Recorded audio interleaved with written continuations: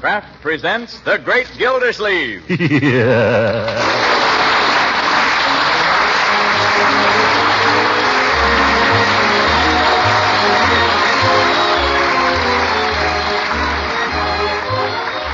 The Kraft Cheese Company, who also bring you Bing Crosby every Thursday night, present each week at this time Harold Perry as The Great Gildersleeve. Written by John Wheaton. We'll hear from The Great Gildersleeve in just a moment. Of course, when it comes to food, flavor is mighty important. Yes, flavor is what tempts the appetite, makes you want to eat all you need. But important as good flavor is, good nourishment is even more essential. So you want to be on the lookout for foods that fill both these requirements. Yes, and do it with economy, too. One such food certainly is wholesome Parquet margarine, the delicious, nourishing spread for bread made by Kraft. Parquet's flavor is something pretty special. Thousands of discriminating homemakers agree it's the margarine that tastes so good. And in addition, Parquet margarine is wonderfully nutritious. It's one of the best energy foods you can serve. And every single pound contains 9,000 units of important vitamin A. So for flavor your family will go for, and for nourishment they need, serve them delicious, economical Parquet margarine every day. Yes, when you go to your food store, make it a point to remember Parquet, P-A-R-K-A-Y. Parquet margarine made by Kraft.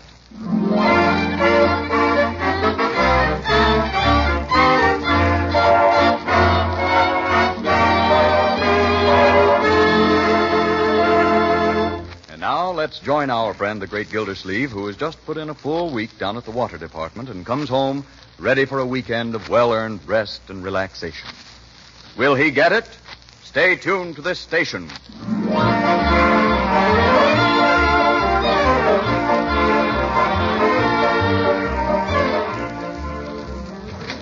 Oh, Uncle Mort. Oh, hello, Leroy. How do things go at the office? Go? All right, I guess. Here, take this chair. Unc, you must be tired. No, sit still, sit still. Oh, I don't need it. I was just doing a little studying. Studying in the afternoon? No, I was just trying to get a little ahead. Yeah. The evening paper's right by your chair there. Can I get your slippers, Uncle Mort? This isn't Father's Day, is it? By the way, when I came up the walk here, I almost fell over the rake. I don't suppose you have any idea how it got there. Oh, gosh, Unc, I'm sorry. That was careless of me. I must have left it there when I was raking the leaves. Raking the leaves? Did you rake the leaves? I don't recall having said anything about raking leaves. No, you didn't, but I could see they were piling up, and I knew you'd be tired when you got home. By the way, Unc, when you get time... Yes? I got my report card today. There's no hurry. I'll just leave it on the mantel here. No, give it here. I don't have to get it signed till Monday. Give it here. Okay, here it is. Gee, I better go put the rake away before somebody falls over. Wait a minute, Leroy. I'll be right back. Arithmetic, grammar, geography, deportment. Leroy! I was calling Leroy, my dear. Anything I can do? Yes. Tell me what on earth to do about Leroy. What do you mean? I just got his report card. How did he come out? 4F.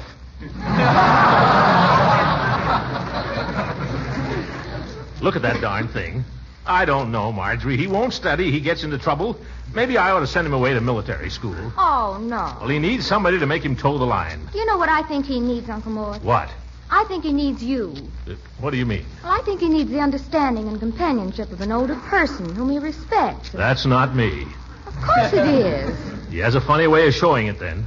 Every time I say anything serious to him, all I get is, "Are you kidding?" Oh, well, you know he doesn't mean anything by that. He just has a chip on his shoulder because he always feels he's in the doghouse. Well, he usually is. I know, but think. When you were Leroy's age, didn't you ever bring home a bad report card? Oh, brother. You're right, my dear. I guess I haven't been fair to the boy. I was thinking just the other day, I ought to try and spend more time with him and pal around with him more. I think it'd be wonderful for him if you did. I'll tell you what I'm going to do. I'm going to start in right now, and I'm going to devote the whole weekend to him. I'll make a pal out of Leroy if it kills me.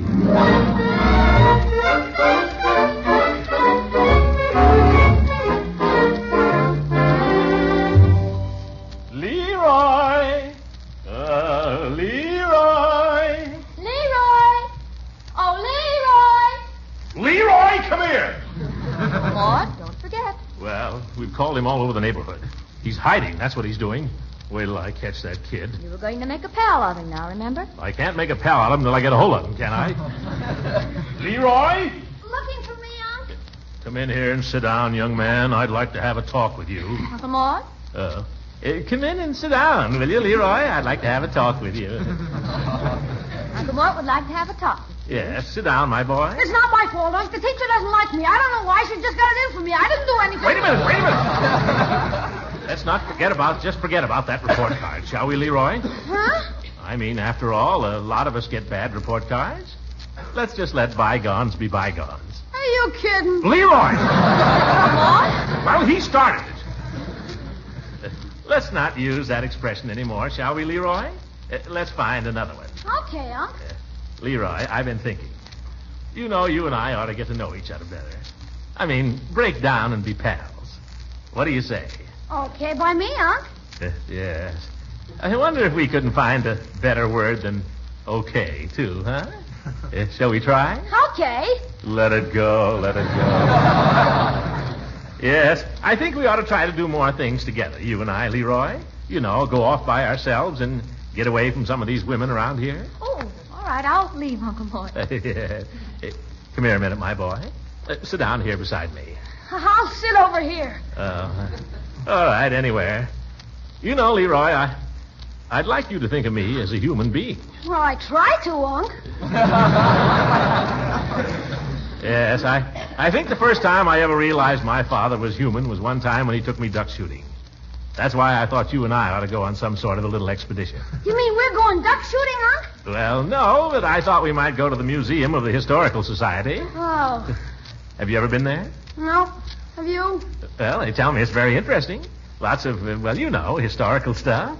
What do you say? Couldn't we go duck shooting? Would you rather go duck shooting than go to the museum? Are you kidding? Oh, sorry, Unc. Yeah, well, that's all right. As a matter of fact, Floyd down at the barber shop was telling me he goes duck shooting out at Skinner's Pond. I'll bet there's 1,000,000 ducks there. Yeah. Floyd's got a blind there. He might even lend me his dog. He has a very fine bird dog. Can we go tomorrow, Unc? Well, it would mean getting up awfully early, Leroy. 4 o'clock in the morning. I don't care. I'll get up at 2. You get up at 2 and you're going to go alone. Okay, 4 o'clock. How about it? Can we go? If you'd like to. And if Floyd lends us his dog. Gee, Unc, you're swell. Yes. I've decided this is going to be your weekend, Leroy. Anything you want to do, we'll do. Oh, boy, you're super, Unc. I tell you what, we'll go duck shooting in the morning. Yes? When we get back, we'll play touch football with the gang. After that, we'll go out to the zoo. And there's a carnival only about 2 blocks from there. Or, I don't know, maybe we'll go to the movies. And in the evening, we'll go to the basketball game. Ooh. And if there's any time left, we might even go to your museum. Are you kidding?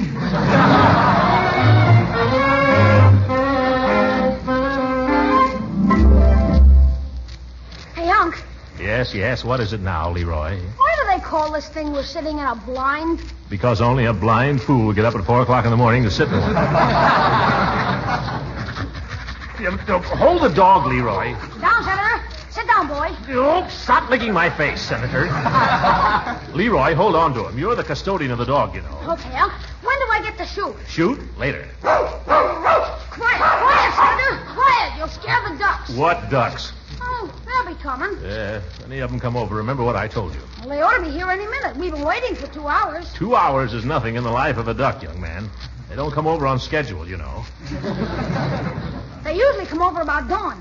It's so cloudy, I don't know how we're going to know when dawn is here. Oh, easy. You just wet a finger and hold it up.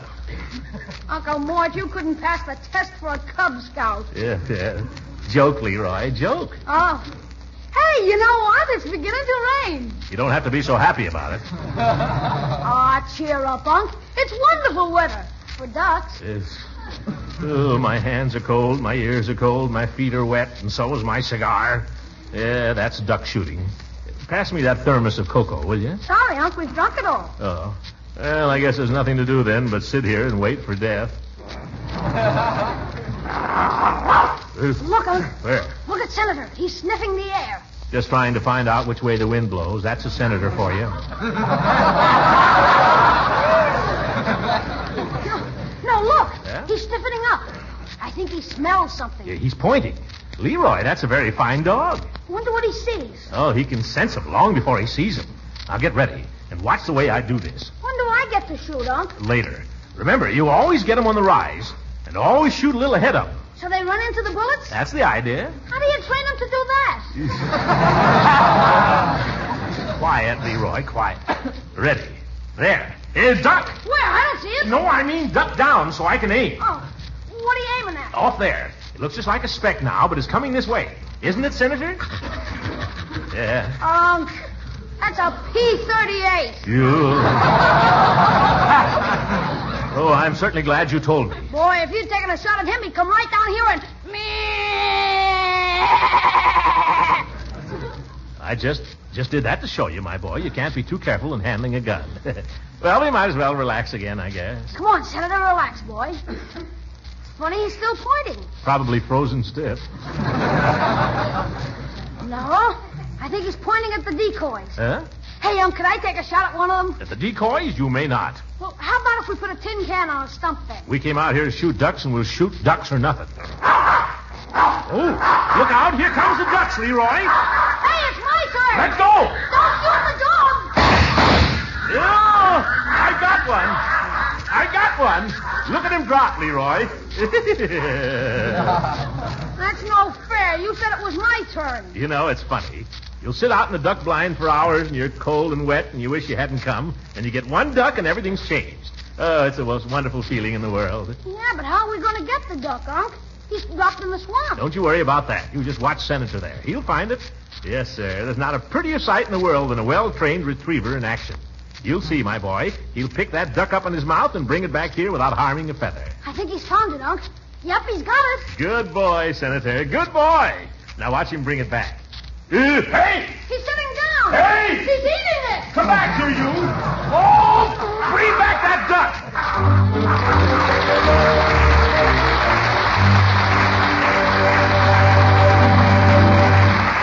The great Gildersleeve will be with us again in a few seconds. But first, maybe you're the questioning kind of person, the kind who has to be shown. If so, here's a test that should interest you. A test that will prove how good-tasting Parquet margarine is. Yes, Parquet margarine, the economy spread for bread made by Kraft. Now, here's all you do to make a real test of Parquet margarine's flavor. Take fresh from the oven bread or rolls, or toast that's piping hot. Then spread them thick with Parquet margarine, and see for yourself how deliciously good Parquet is. You see, heat brings out the taste of any food. It's a really severe test of flavor. You'll find Parquet's flavor is delicate and mild, just right for a spread for bread. So let this simple test convince you and start serving your family Parquet margarine tomorrow. And remember, Parquet is an economical source of important food values: nourishment, food energy, vitamin A. So tomorrow, sure, ask your dealer for Parquet. Parkay. Parquet margarine, made by Kraft.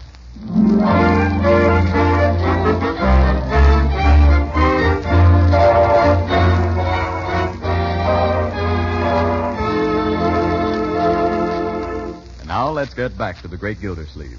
After a long, hard day in the duck blind, he comes trudging home with wet feet, a sore shoulder, and the mangled remains of a duck, to find that it's only 9 o'clock in the morning. Well, hello, Water Commissioner. I see you've been in the water. Oh, you here, Judge?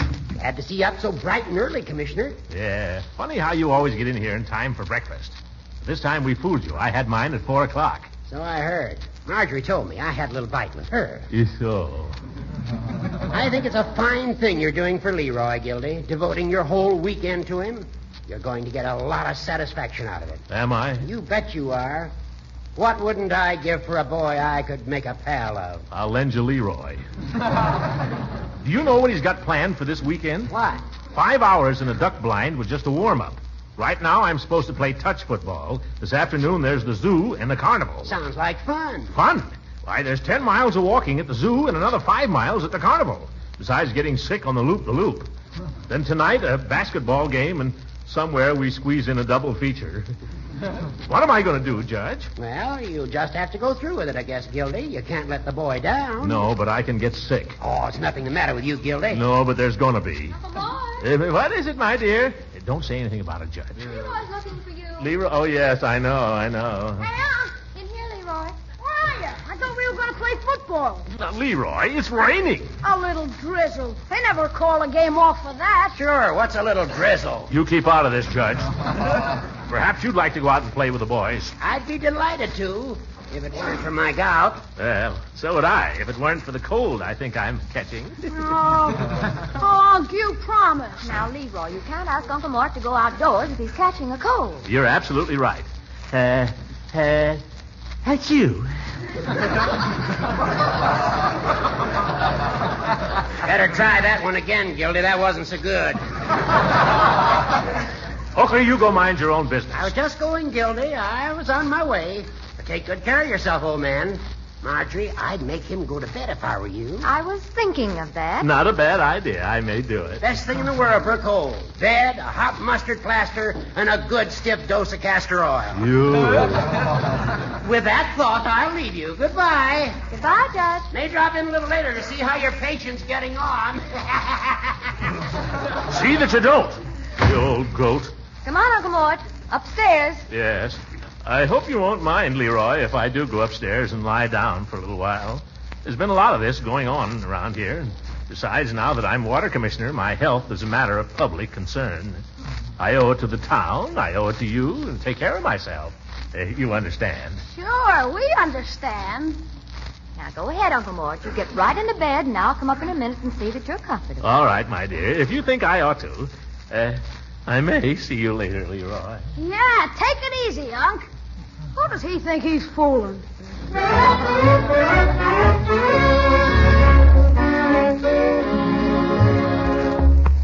There, you comfortable now, Mr. Gildersleeve? As comfortable as I can hope to be, I guess, Bertie. Now, you've got your book, you've got your magazine, you've got the radio beside your bed. Is there anything else you can think of? No, my dear, thank you. Don't bother about me. I'll be all right, I hope.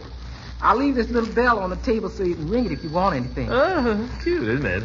Thank you, Bertie. You go ahead. I'll make out here somehow. Try to get a little sleep now, Uncle Mort. Yes, you do that, Mr. Gildersleeve. I will if I can. Oh, Yes, Uncle Mort? what was it now? Oh, yes. I wonder if you'd get me a glass of water. Oh, right away. Yes. You want to drink plenty of water for a cold. The water commissioner doesn't drink it. Who will? Bertie! Bertie, will you see what he wants now? Yes, sir. Did you ring? I was thinking, Bertie, I guess I oughtn't eat anything too heavy for lunch. Goodness, Mr. Gildersleeve, it ain't time for lunch yet. I know, but how long will it be? Well, it's only a little after 10 now. Oh. Well, maybe just a little glass of that V8 vegetable juice, huh? And some crackers and some cheese. I don't know if you ought to eat all them things, Mr. Gildersleeve, if you're sick. Be quiet. Here comes Marjorie. Here's your water, Uncle Mort. You're too good to me, my dear.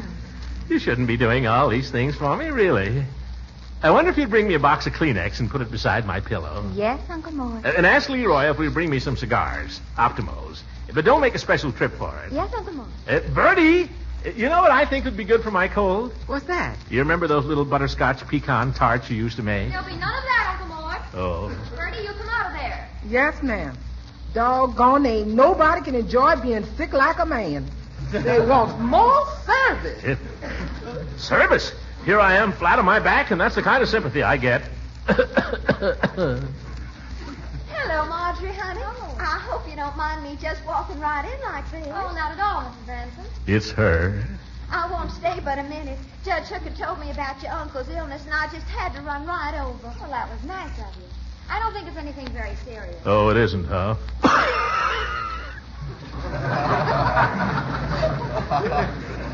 Well, I'll just peek in for a second if you think it's all right. Oh, please do. I know he'd love to see you. Oh, I wish I had a comb. Throckmorton, you poor boy. Oh, hello, Leela. Did you get a nasty bug? No, it's nothing, really. I feel better already, now that you're here. Oh, you. I wanted to bring you over some calf's foot jelly. Oh, fine. I'll eat it with my lunch. But I didn't have the faintest idea how to make it. Oh, well, it was sweet of you anyway. So I brought you a box of Zuzus.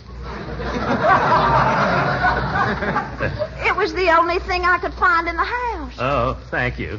Zuzus. I'll just put it under my pillow where I can get at it. Oh, I think it's just terrible you getting sick like this. I can't tell you how disappointed I am. I was hoping for you to take me to the Halloween party at the country club. Oh, party? Oh, it sounds wonderful. I just love bobbing for apples, don't you? Yes, I'm crazy about it. And I suppose they'll play post office and silly games like that. I can think of worse games than post office. If you only hadn't gone and gotten sick.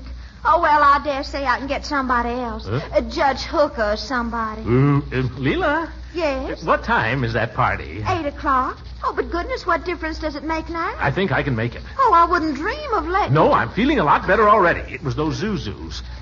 I think by 7:30 tonight I'll be all right. Oh, but Throckmorton... Shh, I'll be there at 8. I can only find one cigar. Oh, thank you, my boy. Well, Throckmorton, I mustn't tire you. I do hope you'll get well soon. And I will. Don't worry. Goodbye now. Goodbye, Mrs. Ransom. Bye. I'll be seeing you. How you feeling, Unc? Oh, a little better, I think, Leroy, but none too vigorous. Well, maybe when you've had some lunch, you'll feel more like going to the zoo. I wouldn't count on that. You have to watch these things, you know, possible complications. Oh. No bother on the mort now, Leroy. Marjorie, what have you got in that glass? Just orange juice. Yeah, you can't fool me. Oh, Uncle Mort, don't be a baby. How do I know it isn't castor oil? Because we haven't any. Oh. I had to send out for some. Besides, I'm not going to give it to you till the doctor gets here. Doctor? What do I want with the doctor? Oh, just to be on the safe side. Possible complications, you know. Huh? I think you ought to have your chest examined. I think I ought to have my head examined.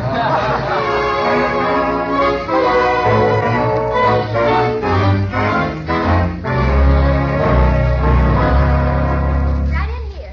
I brought you a visitor, Uncle Mort. Oh, hello, Peavy. Hello, Mr. Gildersleeve. I thought Mr. Peavy might cheer you up. Yeah, I'll try. Well, you're looking a little peaked, Mr. Gildersleeve. Nothing much the matter with me, Peavy. What's that you got there? Castor oil. You mean all that is castor oil? Well, I brought you several varieties so you could pick the one you like. Peavy, all castor oil is the same and you know it. Well, no, I wouldn't say that. There's the regular and the tasteless, and there's this new number. It's got raspberry flavor. It's very nice. Peavy, are you trying to tell me that you have some castor oil that tastes like raspberries? Well, I don't think it would fool anybody. I guess not. Well, what about the tasteless variety? Is it really tasteless? Well, not entirely. Tasteless castor oil is kind of a trade expression, like easy payment plan. Easy. Uncle Mort, this is Dr. Pettibone to see you. Yeah. Oh, here's the invalid in here. Hello, Gildersleeve. Hello, Doctor. Afternoon, Peavy. Nice weather. Yes, it is, Doctor. Of course, it rained a little this morning. But in general, the weather has been very good. But then, of course, that's bad for business. If you look at it that way. It's really been quite discouraging, but I look for a change in the near future. Mrs. Peavy's knee twitched this morning, and that generally means a spell of real pneumonia weather. Goodbye, Mr. Gildersleeve. Goodbye, Peavy. Well, Gildersleeve, I see you finally got what's coming to you. What are you talking about? Yes, sir. I've been telling you what would happen if you didn't cut down on your smoking and your eating. Man your age can't act like a 12-year-old, you know. How do you know I'm sick? You haven't even taken my temperature. I took it 2 years ago. If you'd taken my advice at the time, you'd be a well man today. I am a well man. Here, feel my pulse. I know your pulse like a book. I hope you're going to take this collapse as a warning, Gildersleeve. Collapse? Doctor, aren't you even going to look at my tongue? Don't need to. Now, you listen to me. How many cigars you've been smoking? I cut down, Doc. How many? I'm down to 12 a day now. From now on, no more than 3. I can't live on 3 cigars a day. Oh, yes, you can, and with the diet I'm going to give you, you'll love it. Diet? Yes, sir. Breakfast, dry toast and tea, no cream or sugar. I'll starve to death. Lunch, hard-boiled egg and plain lettuce salad, no oil. Dinner, 1 lamb chop, no fat. 1 potato, no gravy. After a week of that... No Gildersleeve. Nonsense. You'll like it. Well, I'll call you in a day or so. And incidentally, it wouldn't do you any harm to get some rest. I'm going to ask your niece to keep you in bed for a couple of days. Oh, no. Oh, yes. As my father used to say to his patients, take care of your body, my man. You'll never get another one. Oh, brother, how did I get into this? How am I going to get out of it?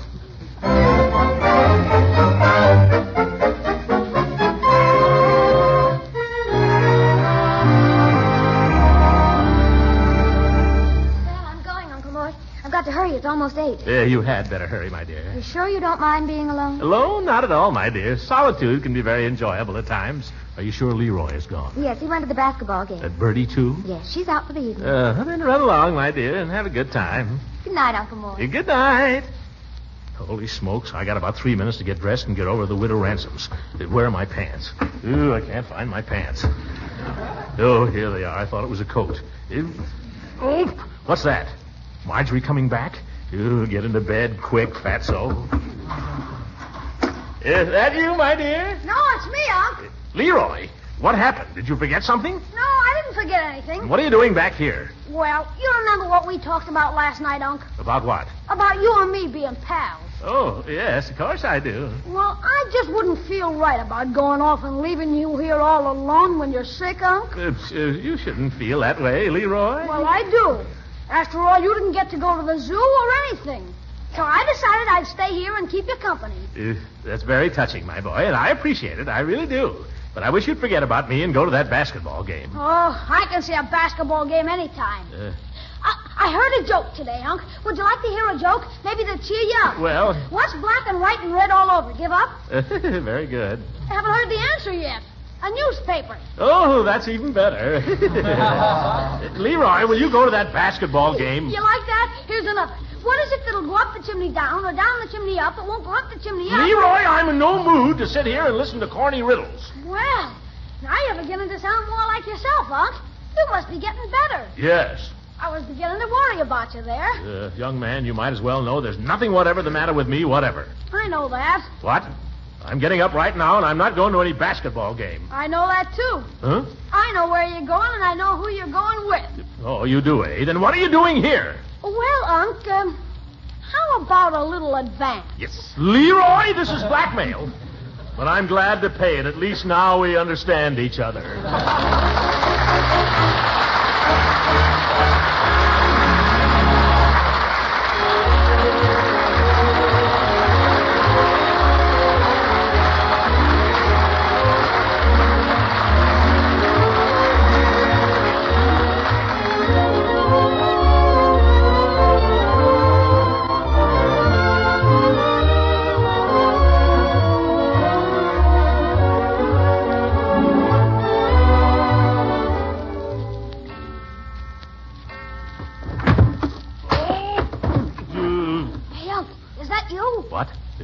Are you awake, Leroy? Yeah. How'd you make out, Unc? Oh, I had a very enjoyable evening, thank you. There's one thing I'd like to know. What's that? There was a car parked in front of Mrs. Ransom's house when I got there. I know, Judge Hooker's. Yes. Was it you, by any chance, who let the air out of the judge's tires? Well, Halloween, you know. Leroy, that was not a nice thing to do. I only hope I can do as much for you sometime. Good night, everybody.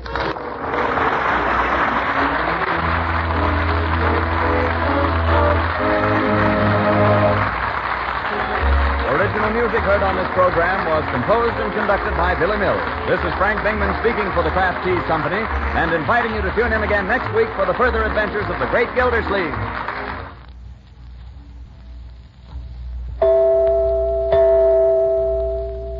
If someone in your family carries a lunchbox to work or school, here's something you should know.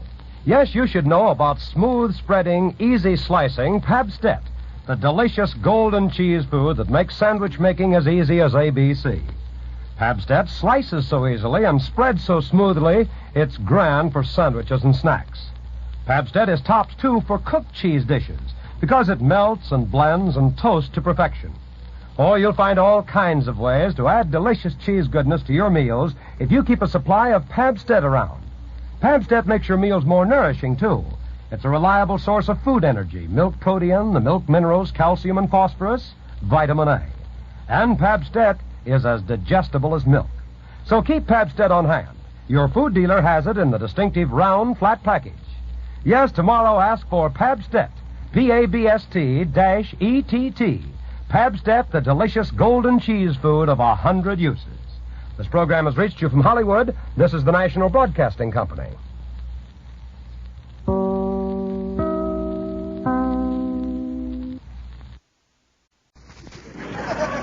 Kraft presents The Great Gildersleeve. The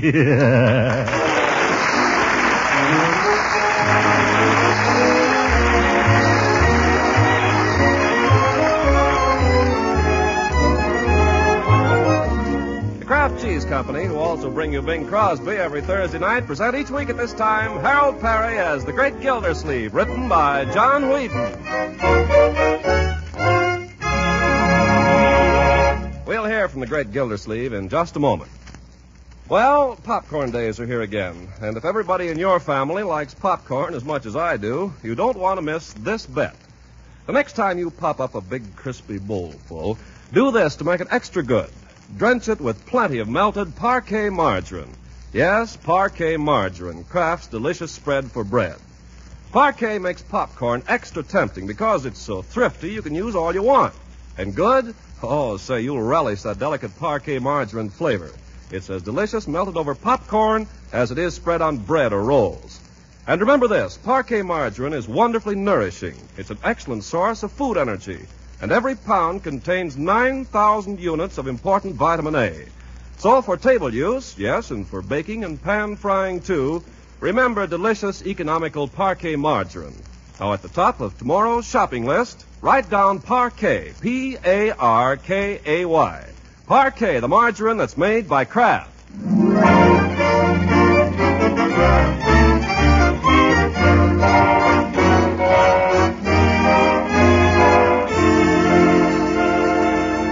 Now, on with the show. As it must to all men, the first of the month came last week to Throckmorton P. Gildersleeve, and with it, bills. For 5 days, they've lain unopened on the desk in his den, but this morning we find him shuffling through them for a hasty glance at the bad news before rushing off to the office.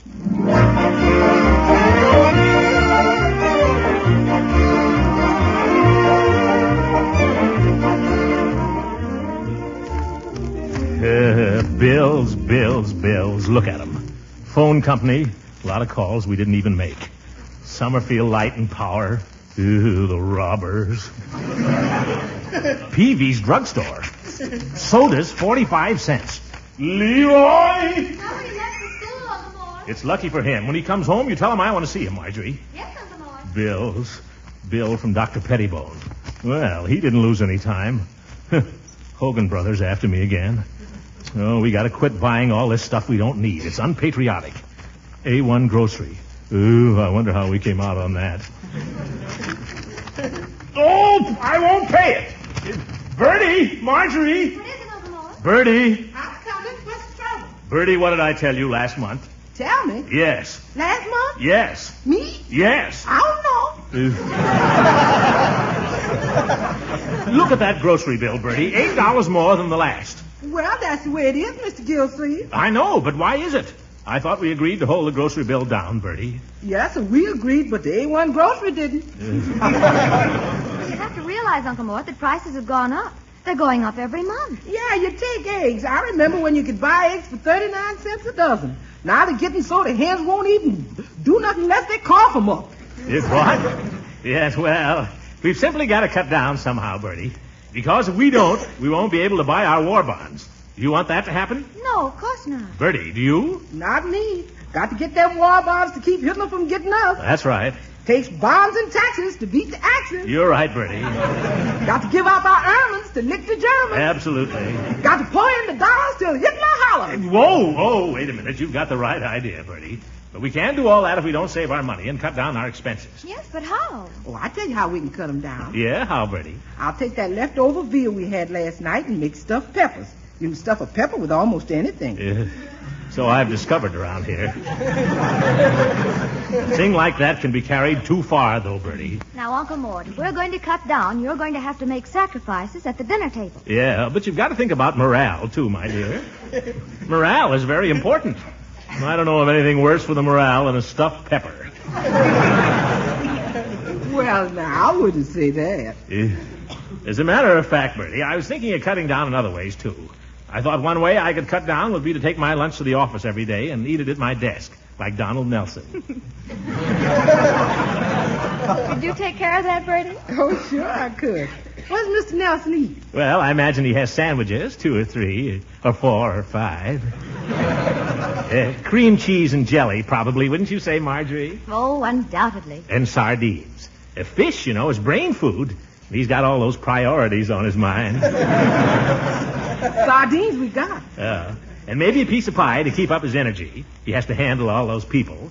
And anything else you think would be nice. How about some pickles? Oh, Nelson is very fond of pickles. He'd have to be to take on that job. Well, I'll go make lunch right away. Marjorie, I've been thinking. There's another way we could save money. What's that? If we stayed at home more in the evenings. People burn up their tires and their money running around looking for a good time when they can have a better time at home. How? Well, the way people used to in the old days. You won't believe this, my dear, but I can remember spending whole evenings at home. Doing what? Well, I'm willing to stay at home if I have to. We had fun. Sometimes we'd sit in front of the fire while Papa read aloud to us from a good book. Oh. Or we'd pop corn, maybe, or play Parcheesi. Or sometimes we'd gather around the piano and sing. We had fun, my dear, and we didn't have to keep putting nickels in the piano either. Well, I love to sing. Everybody does. People ought to do more things like that. Oh, my goodness, I'm late. I got to get down to the waterworks. Hey, Bertie, where's that lunch? I ain't finished it yet, Miss Gildersleeve. Well, bring me what you've got. I got to go.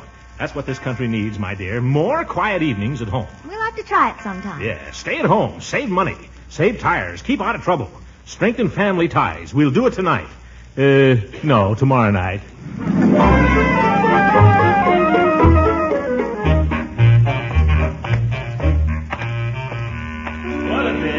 What a day. Nothing like a brisk walk in the sunshine. Oh, here comes old Sawbones. Hello, Dr. Pettibone. Hello there, Gildersleeve. My, you're looking fit. Fit as a fiddle and ready for love. Glad to see you followed my instructions. Your instructions? I threw them right out of the window the minute you left. I never felt better in my life. It won't last. I'll tell you a secret, Doc. I've just learned how to live. Yeah, how's that? Cut down. Stop running around nights. Stay at home. Most wonderful feeling in the world. Build a nice crackling fire and spend the evening in front of it with the kids around, telling stories, playing games, singing, laughing, and along toward the end of the evening, a little snack of some kind. It's wonderful. You make it sound mighty attractive. How long have you been doing this? We're starting tomorrow night. I'll be seeing you, Doc.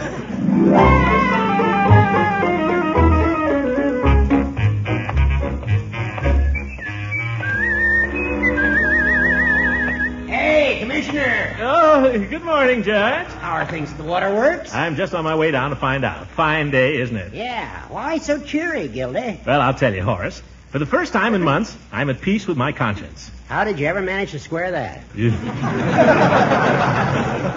We've decided to cut down over at our house and put every spare nickel into war bonds. How are you cutting down? Well, from now on, no more going out nights. For instance, tomorrow night, Marjorie and Leroy and I are just going to build us a nice, cozy fire and spend the entire evening popping corn and roasting chestnuts. Chestnuts. I haven't roasted chestnuts since I was a kid. Sure, people forget about those things. We'll have some donuts, probably, and cider. I love it. And we'll play games and sing songs while you're down at that lodge meeting paying out your dues. For what? The whole evening won't cost us a penny. I envy you, Gildy. I really do. Think it over, Judge. I think I've got something there.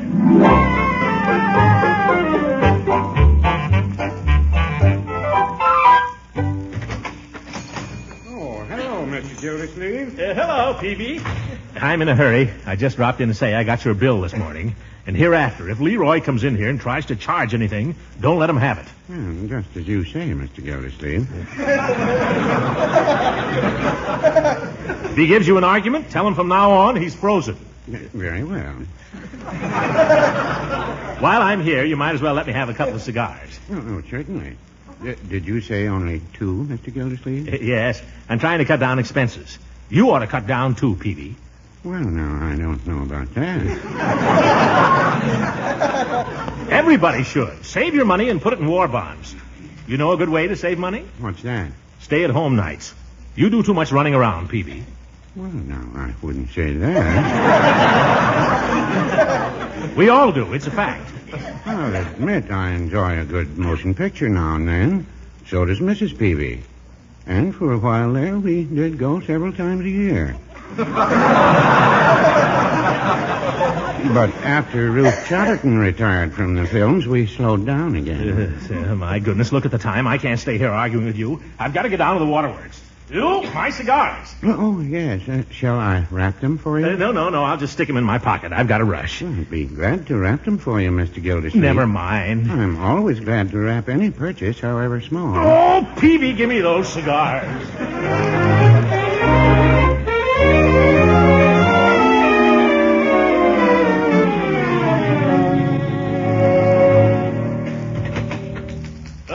Good morning, Miss Fitch. How are we this morning? I'd say we were a little late, Commissioner. Yeah. Well, I try not to make a practice of this. Well, let's get down to business. Yes. Have you got anything to report? Why, no, everything's going all right. Is the water flowing nicely? All the mains in good condition? Pressure satisfactory? Yes. Well, I guess that takes care of the waterworks. Oh, any money coming in? Yes, collections are just about as usual. Good. Glad to see everything running smoothly. Miss Fitch, I wonder if I could ask you to do a few things for me. That's what I'm here for. Thank you. If you're not too busy, I wonder if you'd go out sometime today and buy me a Parcheesi board. A Parcheesi board? Uh-huh. I don't know what you have in mind, Mr. Gildersleeve, but I do not play Parcheesi. Oh, no, I wasn't going to play it here, you know. Dear me, no. Perhaps I ought to explain. I think you might. Well, as you know, I have a niece and nephew living with me, and I decided I ought to do a few things to, well, make home more attractive to them and... Keep them out of pool rooms. Yes, and juke joints. And you think Parcheesi's going to do that? Well, I thought of some other things, too. I made up a little list of things on the way down to the office. Yes. You might take this down. First, a corn popper. A corn popper. That's for popping corn. I guess that. And some popcorn. That's for the corn popper. Yeah, you guessed that too, didn't you? And I must order some firewood. You can't pop corn without fire. We better get some cider. Popcorn makes you awfully thirsty, you know. And some donuts to go with the cider. Can you think of anything else? Bicarbonate to go with the donuts. Yeah, very good. I was going to get some games. We've got the Parcheesi. You'll be wanting bean bags. Oh, I don't know. Do you think they like bean bags? If they like Parcheesi, they'll like bean bags. I think we might pass up the bean bags. How about darts? Darts? Not with Leroy. He got some darts last Christmas and I couldn't sit down until New Year's. There'll be no darts. Oh, the piano. I forgot the piano. Piano? Miss Fitch, do you play the piano? Well, I once learned McDowell's To a Wild Rose. Get your hat quickly. You've got to come out and help me buy a piano. Just a minute, Mr. Gildersleeve. Do you mind if I ask you something? Oh, of course not. Have you the slightest idea what you're doing? Certainly. I told the children they could spend a quiet evening at home tomorrow and like it. And by George, they're going to like it. I've got to put this over, Miss Fitch. I'm going to make it the darndest quietest evening you ever saw. Let's go buy a piano.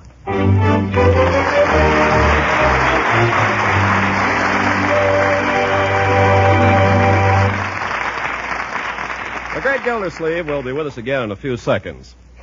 But first, I'm sure you wise homemakers don't just shop for food these days. You shop for good nutrition for your families. And that's why you all should know about Parquet margarine, the delicious spread for bread that's an economical source of important food elements. First, Parquet margarine is one of the best energy foods you can serve. Now, that's important. We're all working harder these days, and we need plenty of wholesome energy food. Second, Parquet margarine is a reliable year-round source of vitamin A. Now, that's important, too, because vitamin A is one of the essential vitamins. And best of all, Parquet margarine helps provide these necessary food elements not just once a day, but 3 times a day. Parquet tastes so good, you'll want to serve it as a spread at all your meals. You'll want to use delicious Parquet margarine in your baking and pan frying, too. So for all these reasons, ask your food dealer tomorrow for Parquet, Parkay, Parquet margarine, made by Kraft.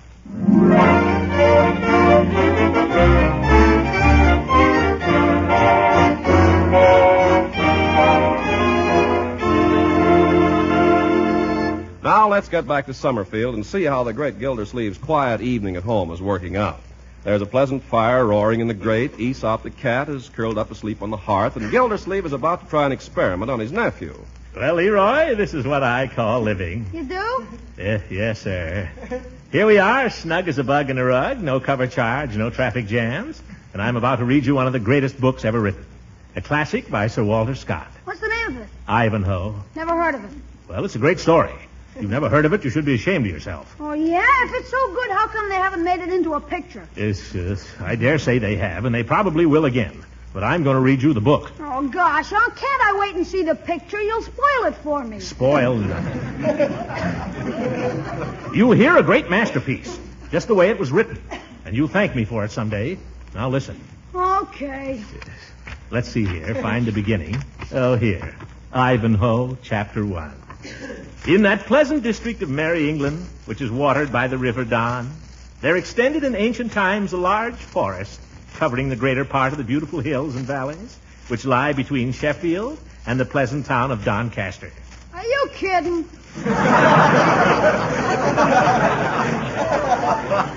Leroy! The remains of this extensive wood are still to be seen at the noble seats of Wentworth, Warncliffe Park, and around Rotherham. Why, Uncle Mort, reading aloud.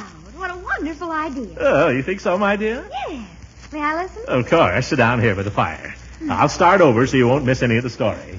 Oh, gosh, Unc, have I got to hear all that again? 2 sentences, Leroy. You can stand it very easily. Of course you can. What's the book, Uncle Mort? Ivanhoe. Oh. What do you mean by that, my dear? Nothing. Just... Oh. You must have meant something. I know. You keep out of this. Have you ever read Ivanhoe, Marjorie? Well, I tried to read it, Uncle Mort. I tried when I was in high school. You tried? That's ridiculous. Once you get into it, you'll be on pins and needles. But, Unc... Leroy, you listen to it whether Marjorie does or not. And if Marjorie has any regard for my wishes, she'll listen too. Now...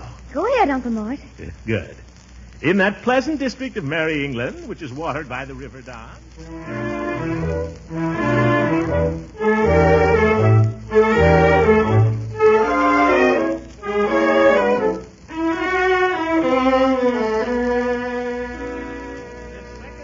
strode hastily down the forest glade, driving before him, with the assistance of Fangs, the whole herd of his inharmonious charge. Well, that's the end of the first chapter. First chapter? It should be the end of the book. What do you say? Shall we have another one, children? It gets even better as it goes on. Let's save it, shall we, Uncle Mort? Yeah, so we'll have something to look forward to. As a matter of fact, it's nearly 8:30, and I just remembered I have sort of a tentative date with Doug. But Marjorie... It's nothing definite. He just said if I wasn't doing anything. But do you call this not doing anything? We don't have to read if you don't want to. I brought all these little games. Well, if you're going to feel badly about it, I won't go. Well, gee, I don't like to insist, but I thought we agreed we'd all stay in tonight and just have a quiet evening at home. I know. Maybe Marge could ask Doug to come over, and I could ask Piggy Banks. You don't think it would work with just the 3 of us, huh? And I thought it would be nice if we didn't have anybody in, but just, spent the evening together. Well, Uncle Mort, if that's what you want, that's what we'll do. Won't we, Leroy? Okay, sure. Well, I don't want to force you. No, I think it'd be nice. I think it'd be fun. Oh, Marjorie, you're a sweet girl. How about me? Aren't I sweet too, Unc? Yes. You're sweet too, my boy. Come on, let's give it a trial, shall we? You can't tell. You might even have a good time. Leroy, you get out the Parcheesi board. Uh-oh. Who's that? Oh, Bertie's out. I'll go, Uncle Mort. Hello, Marjorie, honey. Oh, hello, Mrs. Ransom. Won't you come in? Well. I can't stay but a second, but your uncle said I must drop over and see the new piano. Hello, Throckmorton. Hello, Leela. Glad you came. Leroy, take Mrs. Ransom's coat. Oh, I can't stay but a second. Oh. Just throw it anywhere. Your uncle told me about the wonderful evening he had planned for you. I'll bet y'all are having more fun. Yeah. Now, where is the piano? A piano? Right in here in the living room. Must I close my eyes? Well, if you'd like to. There. Now you can look. Oh, I think it's just lovely. It's a Wembley. I declare it just makes my fingers itch. Oh, well, try it. Go ahead. May I? Oh, it has a gorgeous tone. Yeah, you'd never know it was secondhand, would you?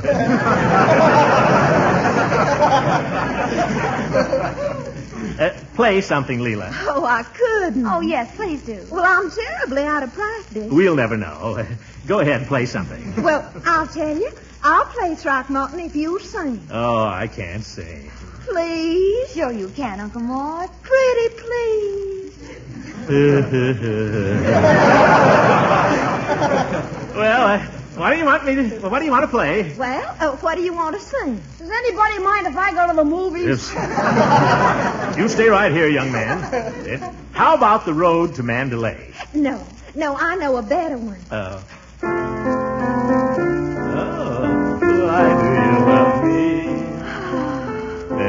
Leroy! Yes, Unc? Out in the kitchen, you'll find some donuts. Suppose you go out and get them, huh? Donuts? Sure. Yeah, and some popcorn and the popper, and bring those. Okay, Unc. Well, shall we start over again? Just a minute. Marjorie. Yes? Suppose you go out and help Leroy, huh? Would you mind? Of course not. Good. Now. Why do I love you? Why do you love me? Why should there be two happy as we? Can you see the why or wherefore I should be the one you care for? I'm a lucky boy. You are lucky too. All our dreams of joy seem to come true. Maybe that's because you love me. Maybe that's why I love you. Answer that, Leroy. Why do I love you? Oh, why do you love me? Why should there be two Happy as we. Hooker! Well, why should there be two? Why shouldn't there be three? Go right ahead. It's beautiful. Who let you in, you old buzzard? My young friend Leroy. Hello, Leela. Hello, Joe. Well, I thought you were spending the evening alone, Gildy. I was till you butted in. I just this minute arrived, and I can't stay but a second. Oh, don't go on my account, please. There's always room for one more, isn't there, Gildy? There always seems to be. Well, thank you, Leroy. I'll take two. They're small. Why beat around the bush? Take the whole platter. Well, that's generous of you, Gildy. I hope you don't mind my dropping in like this, but when I got to thinking about what you were doing over here, nice, quiet evening at home, it sounded so good to me I just couldn't stay away. Nice, quiet evening. Look at it. I talked myself into it, and I guess I've talked myself right out of it.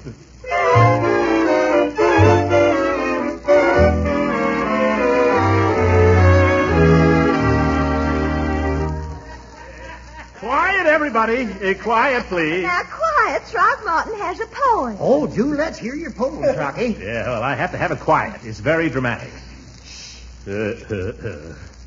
'Twas a balmy summer evening, and a goodly crowd was there, which well nigh filled Joe's barroom on the corner of the square. Answer that, somebody. Marjorie, will you? I've got it, Unc.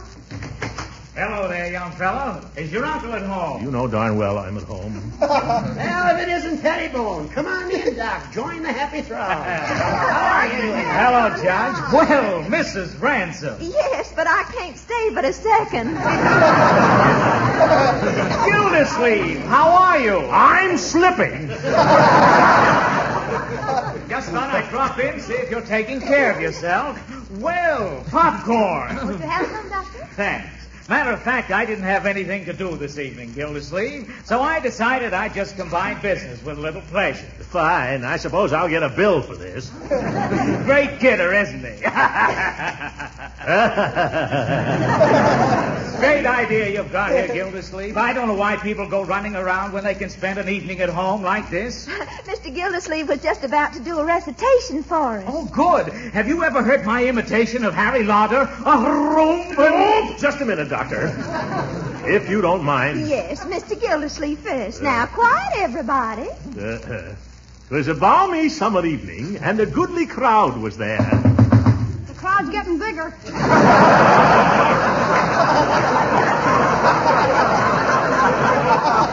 Come in. Oh, excuse me. Come in, Peavy. I hope I'm not intruding, Mr. Gildersleeve.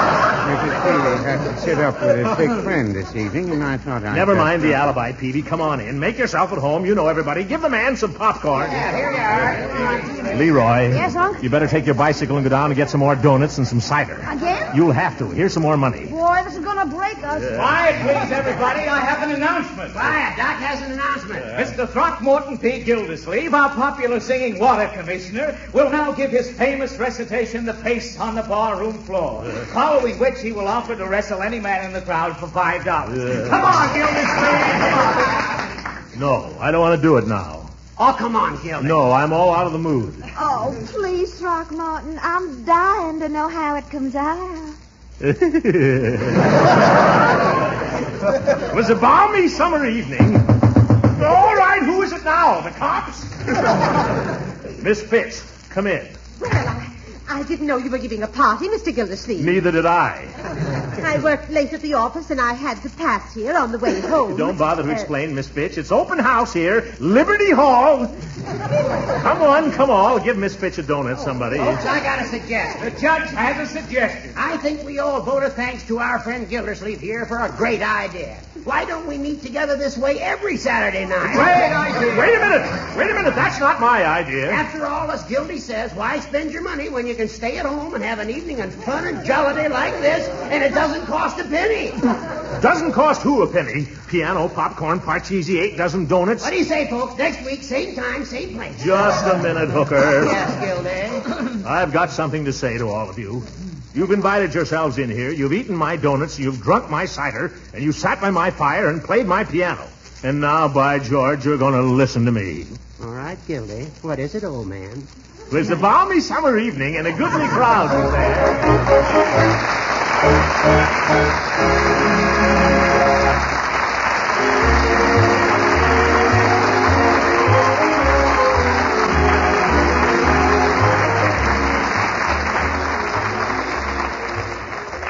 Well, folks, I muffed it again.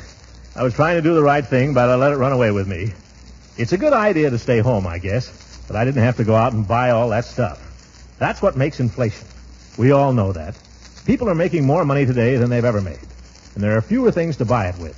If we all rush down to the store with our money in our hand and start bidding against each other for the few things left on that counter, prices will go zooming up. We've seen that happening already.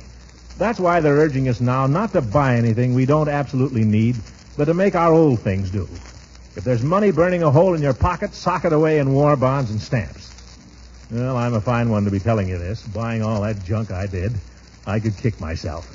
But I'll never do it again, folks. I swear I won't. Good night, everybody.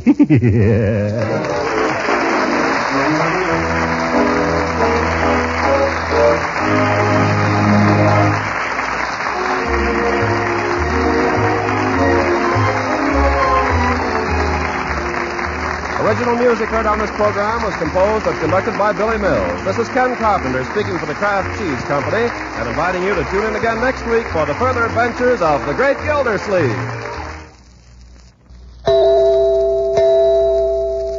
If your family turns up its noses at leftovers, here's a tip. You can change leftover vegetables, chicken, or fish into taste-tempting treats with Pabstet and do it in a hurry, too. You see, Pabstet is the delicious golden cheese food that's just right for making cheese sauces that really make leftovers sing. Just melt Pabstet in a double boiler, stir in a little milk, and season. That's all you do for a scrumptious sauce that's full of rich cheese goodness. You like Pabstet, too, for sandwiches and snacks because it slices and spreads so easily. And remember, Pabstet is an excellent source of food energy. Milk protein, the milk minerals, calcium and phosphorus, vitamin A. Yes, and Pabstet is digestible, too. So keep Pabstet on hand. Your dealer has it in the handy round flat package. Yes, tomorrow ask for Pabstet. Pabst-ETT. Pabstet, the delicious golden cheese food of 100 different uses. This program reached you from Hollywood. This is the National Broadcasting Company.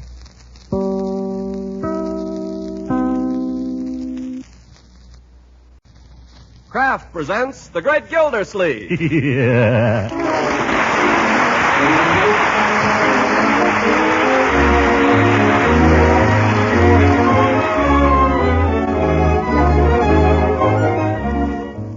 Cheese Company, who also bring you Bing Crosby every Thursday night, present each week at this time Harold Perry as The Great Gildersleeve, written by John Whedon.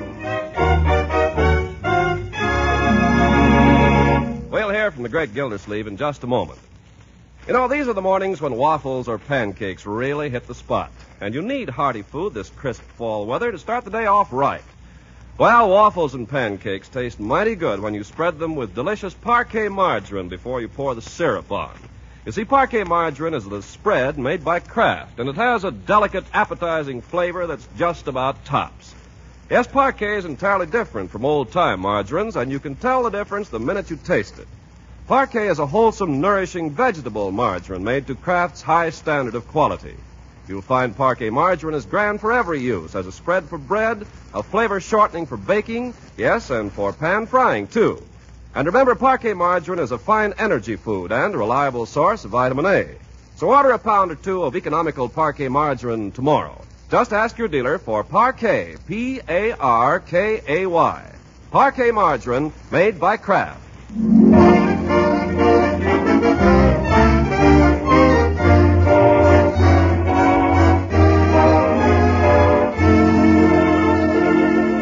Now on to Summerfield and the Great Gildersleeve. There's a snap in the air these days and a touch of football. It's the kind of weather that makes a man want to be up and doing. And sure enough, at 10 o'clock in the morning, we find Gildersleeve arriving at his office ready for big things.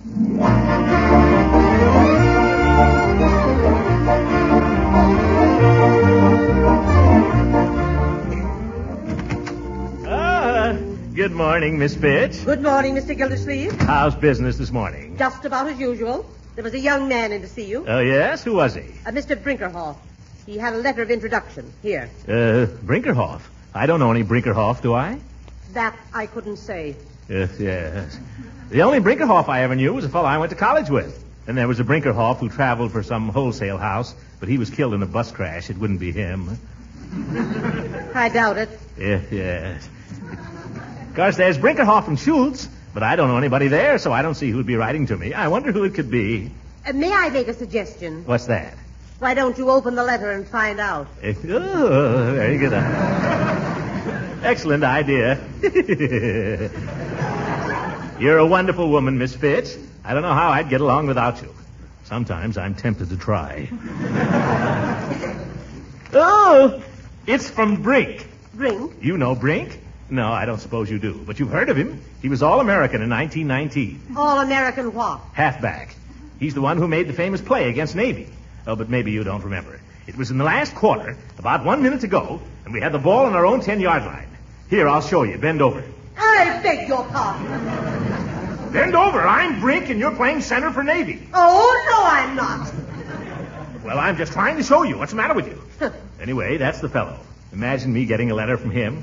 You see, it's addressed to me personally. Dear Tubby. Dear Tubby? I used to be a little stout. Wait till I show this to Hooker. I'll bet he never got a letter from an All-American. Oh, he says here, temper sure does Fugit. I'd give my right arm to see you again, you old son of a gun. This is me he's writing to. He says, maybe you and me can get together at reunion sometime and have a good old chin fest. You and me. This man went to college? It's All-American. Scholarship. Then he goes on and he says, well, enough of such bourgeois. This epistle will introduce my son, Larry, who has just graduated from the old alma mater and is now starting on his own out in your neck of the woods. Anything you can do to introduce him around and help him make contacts will certainly be appreciated. Well, I'll have to do that. I'll have to have him right out to the house right away. And look how he signs it. As ever, Brink. Good old Brink. What times we had together. By George, I'll have the boy out tonight. I'll have him out to dinner. Get my house on the phone, will you? Yes, sir. Any son of Brink's is a son of mine.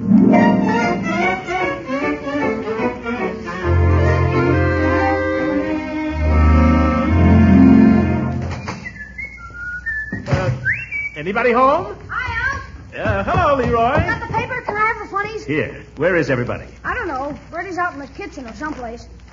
Do you have to read it on the floor, Leroy? It's easier that way. Well, don't leave it there. Pick it up when you get through. I always do. Yes, you do. Where's your sister? Whoa! I asked you a question. She's in the hands of pirates. Marjorie, what are you talking about? Johnny Dimple. She's been trapped by river pirates. Yes. They're holding her prisoner on an old Japanese junk. It's an old Jap. Could you tear yourself away from that Japanese junk long enough to tell me where Marjorie is? I don't know. She went out somewhere. The hairdresser's, I guess. She's got a heavy date. Date? How do you know? She's been going around all afternoon with gunk on her face. Yes. Well, date or no date, she's going to have to postpone it. Marjorie? No, it's me, Mr. Gildersleeve. What have you been up to, Bertie? I just got back from marketing. It's a little late for marketing, isn't it? It was a little late when you called up about dinner. Yes, oh, yes. Well, I'm sorry, Bertie. I couldn't get a hold of the man sooner. Did you get the pot roast?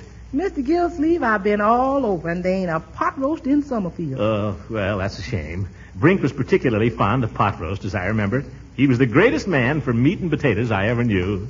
Present company accepted. Huh? Oh, yes.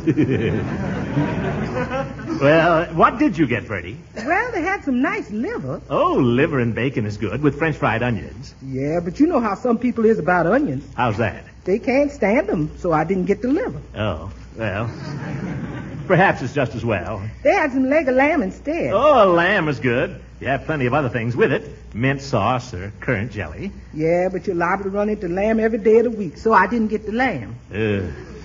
Well, what did you get? Mr. Gildersleeve, you like guinea hen? Guinea hen? Oh, now you're talking, Bertie, with nice stuffing and wild rice. And maybe some cream mushrooms on the side? Oh, wonderful. I love it. Wish I'd known that. I'd have bought the guinea hen.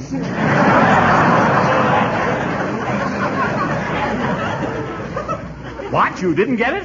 No, not knowing the gentleman you invited for dinner, I figured I'd better play safe. Well, what did you get?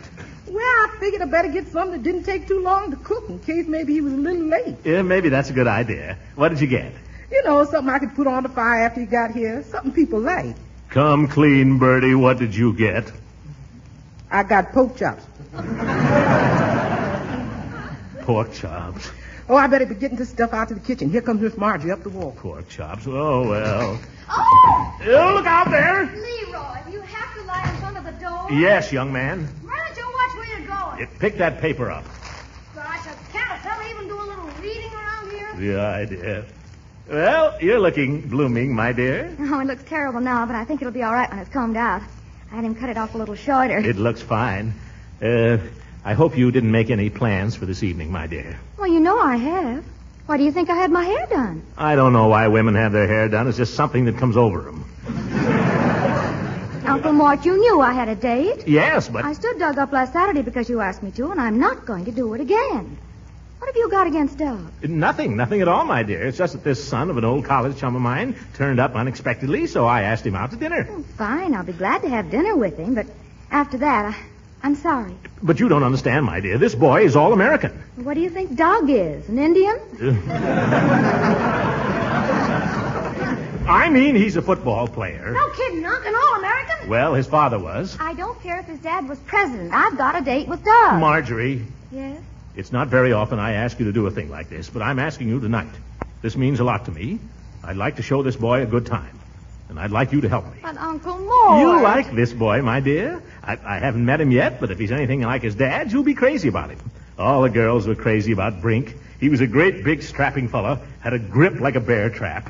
He'd shake hands with you and your knees would turn to water. He must have been a charmer. Yes, Brinkerhoff was a hero to me. To me.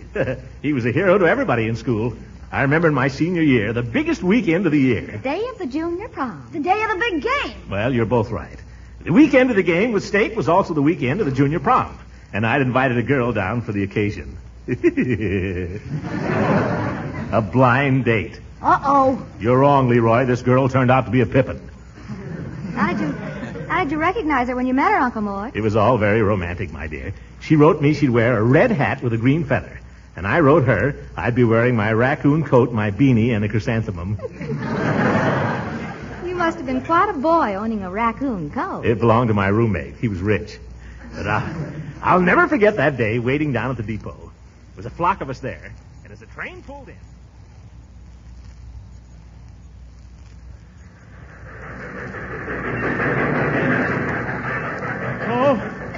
Oh, where is she? Where is she? She'll probably get off at the other end. Oh, a red hat. Pardon me, miss. Are you addressing me, sir? My mistake. No green feather. Oh, there's a blue hat, and look what's under it. Ooh, I wish it was her. Oh, my goodness, maybe she didn't come. Oh, wait, there's a red hat with a green feather.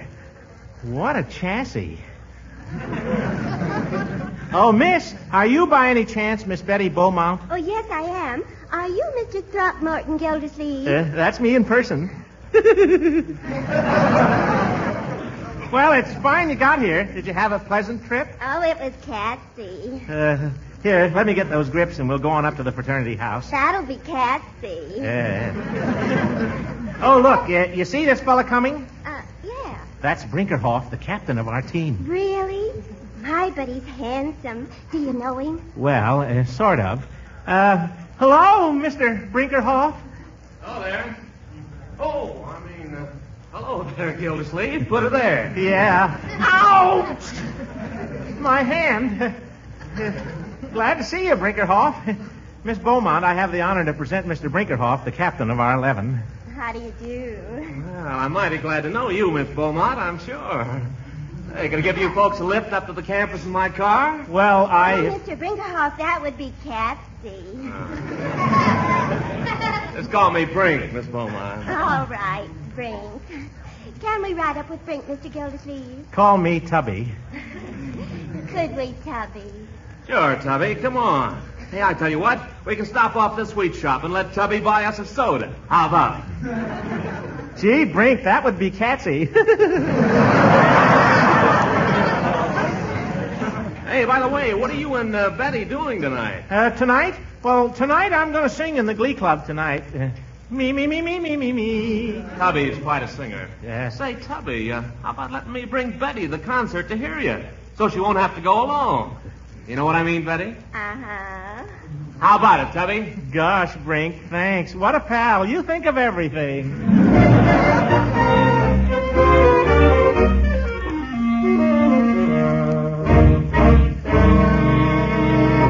Now, men, you're going out on that field for that second half against State. The only way you can lose this game is if you all fall asleep. So I want you to play like you're behind. And that means fight. F-I-G-T, fight. That's... Gee, I love that. Hey, Tubby. Oh, hello, Brink.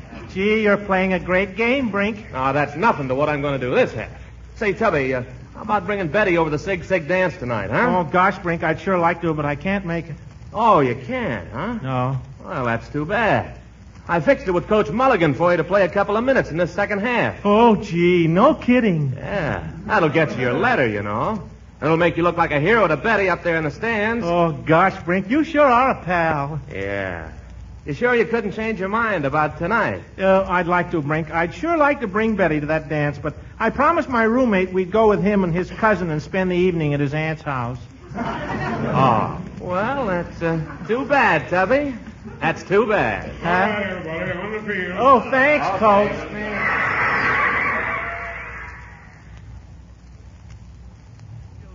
That's how I got my letter. If it hadn't been for Brink, the coach might have never put me in that game. Yeah, but how did you do in the game, Unc? How did it come out? Well, it was a funny thing about that. On the very first play, somebody clipped me from behind, knocked me down, and kicked me on the nose. They carried me off the field on a stretcher. Gosh, were you hurt badly? Broke my collarbone. I was laid up in the infirmary for 10 days. But do you know what Brink did? What? He took care of my girl for me all the rest of that weekend. Betty, she was a queen. That's the last date I ever had with her. After that, she went with Brink. Yeah, how did you know? You're sure he wasn't also the one who broke your collarbone? Brink? Never. Brink was my pal. Are you kidding? Oh, that must be young Brink now. Gosh, I can't wait to see if he looks like his dad. I'll go, my dear. Ah, Mr. Gildersleeve? Yes, come in. Come right in. By George, you're the spitting image of your dad. I'd know you any place. Yes, sir. Always glad to meet the son of Brink. Put her there, my boy. Glad to. Oh! My hand! Chip off the old block, all right.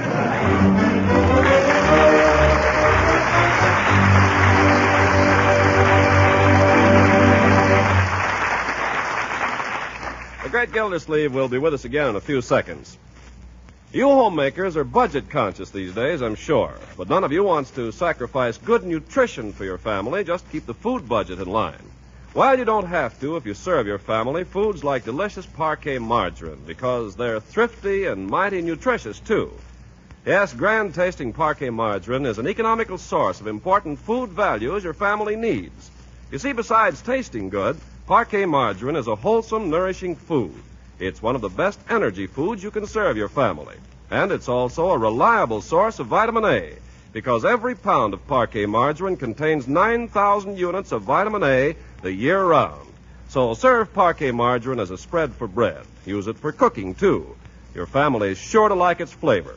Yes, tomorrow ask your food dealer for Parquet, Parkay, Parquet, the margarine that's made by Kraft.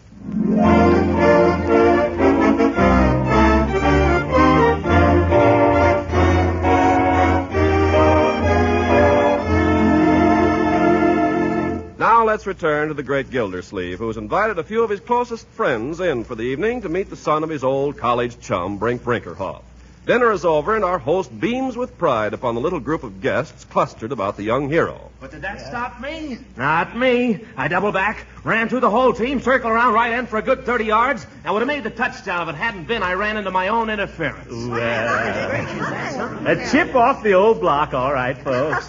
Mr. Brinkerhoff, I think that's the most exciting story I ever heard. Tell us some more of your experiences. Speaking of college, puts me in mind of a rather amusing little experience in my own youth. Oh, brother. The time we stole the clapper out of the chapel bell. You know the old saying, boys will be boys. Oh. Well, sir, for some reason... Hey, Margie, come on in the den here.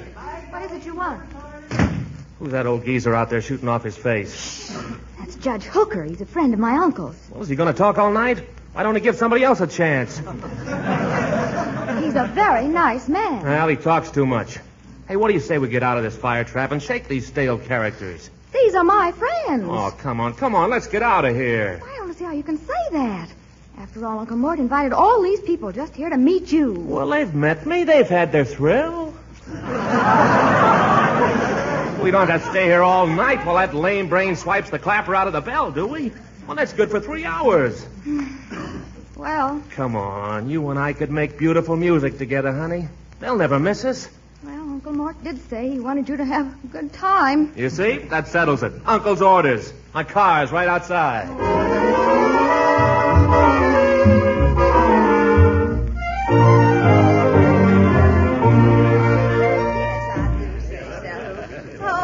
It's frightfully late. Good night, Throckmorton. Good night, Mrs. Ransom. Good night, Mr. Gildersleeve. Good night, Peavy. Well, Gildy, what do you suppose became of our young friends? They'll turn up, Horace. Don't be so nosy. That young Brinkerhoff seems to be quite a fella. Yes, well, he takes after his dad. Brink always did have a way with the girls. Yeah, it's youth, I guess. Youth.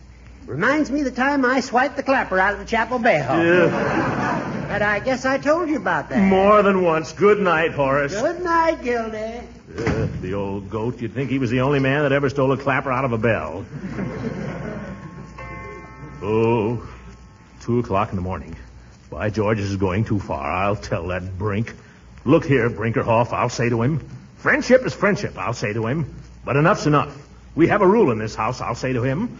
When my niece goes out in the evening, I want to know where she's going, I'll say to him. And furthermore... Oh, I guess they're back. And about time, too. Well, thank you, Brink. I've had a perfectly wonderful time. Brink? Hey, what's your hurry? The evening's young yet. I'll come in. We can scramble some eggs. Or something. No, I'd love to, but I can't, really. I've got to get up early tomorrow. What for? What do you got to get up for that's better than this? Answer me that. Oh, brother, chip off the old block, all right. Please, I've got to go, really. Please. No, I don't take my foot out of the door till you give me a kiss. Oh, are you going to start that again? We'll see about that. Marjorie! There, I told you. Coming, Uncle Mort. Good night. I'm sorry I'm so late, Uncle Mort, but there wasn't a thing I could do about it. Marjorie, where have you been? This wasn't my idea, remember? You said give him a good time. Uncle Mort, there's a man following me. Mr. Gildersleeve, I want to complain about your niece. She doesn't treat me right. Uncle Mort, if you don't mind, I think I'll run up now. I'm tired, and I think I'll just say good night. Good night, my dear. Good night, sugar. Good night. It's a great little girl you got there, Mr. Gildersleeve. She's a dilly. Yeah, she's a fine girl. A little difficult at times, though. Well, that's women, you know. You can't get along with them, and you can't get along without them. Very good.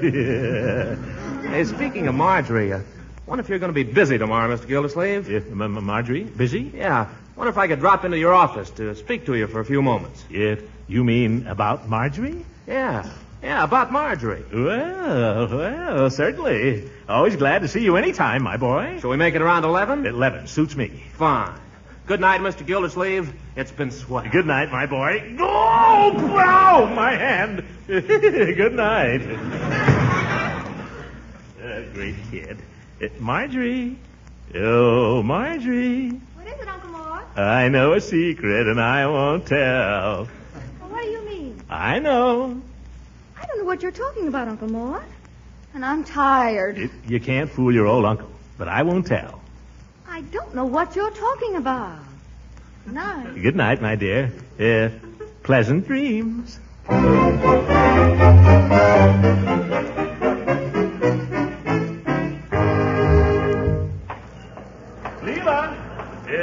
Oh, hello, Throckmorton. Hello, Leela. I had a most enjoyable evening at your house last night. I want to tell you about last night. You know, Marjorie and young Brinkerhoff disappeared early in the evening. You noticed that? Well, I didn't like to say anything. Yes. Well, guess what? He's coming down to my office this morning to talk to me. You mean about? Uh-huh. Oh, I think that's so romantic. Yeah, so do I. Why, who'd ever think little Marjorie? Why, she never even met him till yesterday, did she? That's right. Last night. Of course, it's all up to Marjorie. I don't want to influence her, but his dad was one of my best friends at college. Oh, I think it's just wonderful. You know, I always longed for somebody to sweep me off my feet like that, but my husband, Beauregard, was such a cautious man. Oh, He was a lawyer, you know. He courted me for 3 years till finally Father had to speak to him.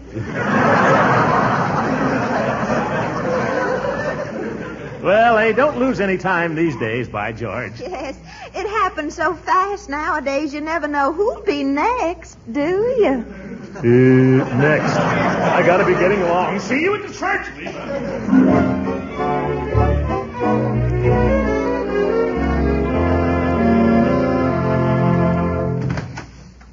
Mr. Gildersleeve. Oh, hello, Peavy. Well, it looks as if I might be losing my little girl, Peavy. You mean Marjorie? Yeah, she and young Brinkerhoff slipped out early in the evening last night, if you noticed. Yes, I thought there was something funny going on there. Well, he's coming down to the office to talk to me about it at 11 o'clock. Is that so? Yeah. I suppose congratulations are in order then. Thank you. I'm going to hate to lose her, though, Peavy. Well, marriage is a great institution. I've had a good many years' experience with it. So has Mrs. Peavy. And I think we'd agree that your niece is making no mistake. You know, Peavy, I've always regretted that I didn't marry. Have you, Mr. Gildersleeve? Yes, I've always felt somehow that I was missing one of the finest things in life. Well, no, I wouldn't say that. Marriage has its conveniences and its inconveniences. Oh, well, of course, it's like anything else. It's a matter of give and take. More give than take. I think Mrs. Peavy would go along with me on that, too. I know, but you've been married a long time, Peavy. 23 years. So has Mrs. Peavy. When you've been married as long as that, I suppose the novelty sort of wears off. Well, no, I wouldn't say that either. Mrs. Peavy still manages to spring a little surprise on me now and then. Only the other day, she presented me with a watch fob she crocheted for me. Last thing in the world you'd expect. Watch fob, crocheted. I take it all back, Peavy. I'm glad I never got married. Oh, I got to be getting there. Can't keep him waiting. Goodbye, Mr. Gildersleeve. Wait a minute. What did I come in here for? Razor blades? No. Stamps? No. Well, it'll come back to me. Goodbye, Peavy. Goodbye, Mr. Gildersleeve.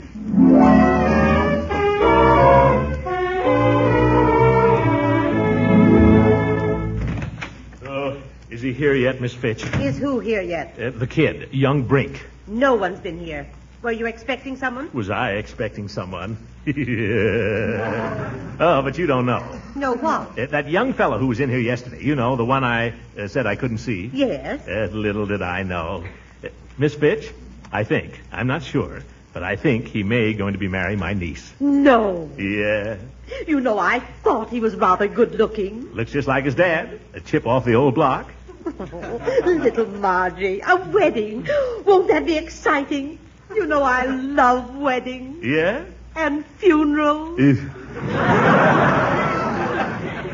This may be him now. Well, good morning, Governor. Well, come in, my boy. Come in. Nice of you to give me a little of your time. Not at all. I won't shake hands. Always glad to oblige the son of an old college chum. Step right into my private office here. Thanks. Miss Fitch, will you please see that we're not disturbed? Yes, Mr. Gildersleeve.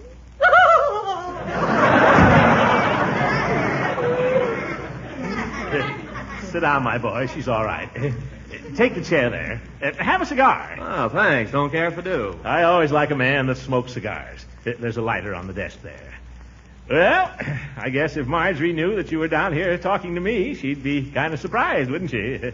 You think a lot of that niece of yours, don't you, Mr. Gildersleeve? I think the world of her. She's a fine girl, Marjorie. I don't know a finer one. I agree with you. She's been a good niece to me, and she'll make a darn good wife to somebody. I'm with you 100%. Say, Mr. Gildersleeve. Yes? Have you ever considered what would become of Marjorie in the event that you were to pass on? Huh? Now, I have an insurance policy here that'll be just... You're just like your old man. You get out of here.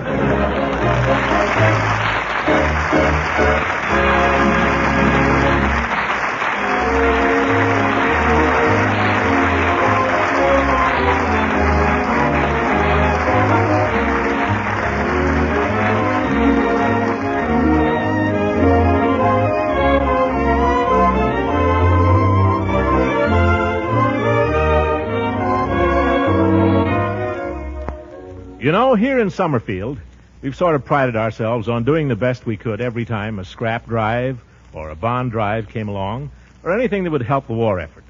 But tonight, our hats are off to 3 other towns: Green Bay, Wisconsin, Freeport, Illinois, and Decatur, Indiana. In each of these towns, the Kraft Cheese Company has a plant, and those 3 plants have just been given the Army-Navy E Award for outstanding service in the production of food for our fighting men. Many manufacturers have been given this award, but this is the first time it has ever been presented to the men and women who helped to make our Army and Navy the best fed in the world. We in Summerfield can't claim any credit for that accomplishment, but we can take pride in it, and we do. To you, men and women of the Kraft Company in Green Bay, Freeport, and Decatur, our hearty congratulations. Good night, everybody.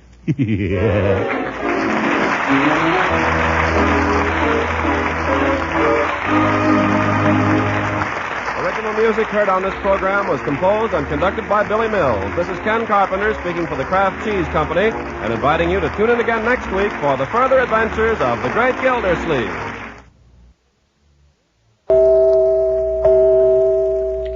A word for all you thrifty women who are trying to keep the food budget on an even keel. The product called Kraft Dinner is just your dish. For Kraft Dinner gives the economical way, the quick way to make delicious macaroni and cheese. fluffy, tender macaroni drenched with cheese goodness. With Kraft Dinner, you make it in just 7 minutes cooking time. You see, every Kraft Dinner package contains a special fast-cooking macaroni and an envelope of Kraft grated so that you can sprinkle in the cheese flavor in a hurry. And say the family will go for this thrifty, speedy macaroni and cheese. We'll tell you it's as good as any you ever baked in the oven the old-fashioned way. Why don't you get several packages of economical Kraft Dinner tomorrow? Have it on hand on the pantry shelf. A main dish ready in 7 minutes is such a help on busy days. Tomorrow, ask your food dealer for Kraft Dinner. This program reached you from Hollywood. This is the National Broadcasting Company.